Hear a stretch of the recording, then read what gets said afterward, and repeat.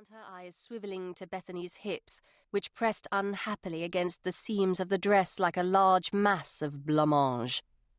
"Well, it doesn't swing round mine," said Bethany flatly. "It looks awful, doesn't it?" "No," said Chloe at once. "Of course it doesn't. It's a lovely dress. You just—" she cleared her throat. "You just look a bit uncomfortable around the sleeves, and perhaps around the waistline." She was interrupted by a sound at the door. "Mum!" Sam's face appeared. "Mum, the taxi's here, and I'm baking." He wiped the sweat elaborately from his brow with his T-shirt, exposing a tanned, skinny midriff. "Already?" said Chloe, looking at her watch. "Well, tell Dad, would you?" "OK," said Sam.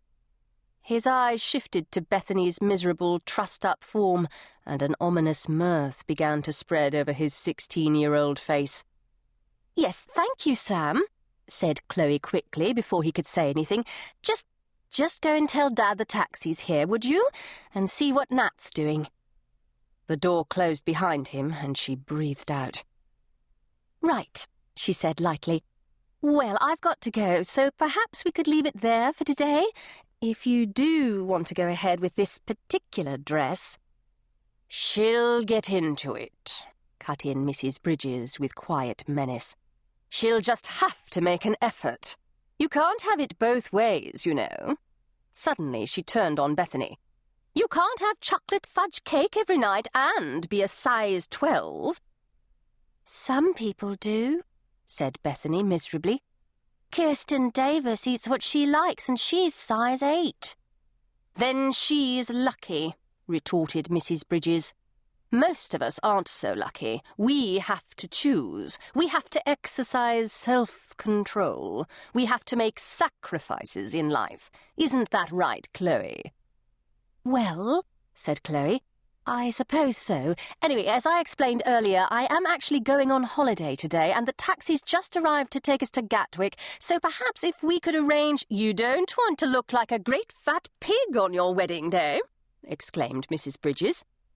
To Chloe's horror, she got up and began to tweak her daughter's trembling flesh. "Look at all this. Where did this all come from?" "Ow!" exclaimed Bethany. "Mum!" "Mrs. Bridges, you want to look like a princess. Every girl wants to make the effort to look their best on the day they get married. I'm sure you did, didn't you?" Mrs. Bridges' gimlet gaze landed on Chloe. "I'm sure you made yourself look as beautiful as possible for your wedding day, didn't you?" "Well," said Chloe, "actually—" "Chloe!" Philip's mop of dark, curly hair appeared round the door. "Sorry to disturb, but we do have to get going. The taxi's here." "I know," said Chloe, trying not to sound as tense as she felt. "I know it is. I'm just coming. When I can get rid of these bloody people who arrive half an hour late and won't take a hint," her eyes silently said. And Philip gave an imperceptible nod. "What was your wedding dress like?" said Bethany wistfully as he disappeared. "I bet it was lovely." "I've never been married," said Chloe, reaching for her pin box. If she could just prise the girl out of the dress. "What?" Mrs. Bridges' eyes darted to Bethany, then round the room strewn with snippets of wedding silk and gauze, as though suspecting a trick. "What do you mean, you've never been married? Who was that, then?" "Philip's my long-term partner," said Chloe, forcing herself to remain polite. "We've been together for 13 years. She smiled at Mrs. Bridges. "Longer than a lot of marriages." "And why the hell am I explaining myself to you?" she thought furiously. "Because 3 fittings for Bethany's plus 6 bridesmaids' dresses is worth over £1,000, her brain swiftly replied, "and I only have to be polite for 10 more minutes. I can bear 10 minutes. Then they'll be gone, and we'll be gone, for a whole week. No phone calls, no newspapers, no worries. No one will even know where we are."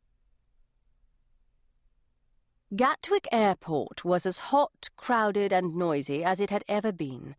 Queues of charter flight passengers lolled disconsolately against their trolleys.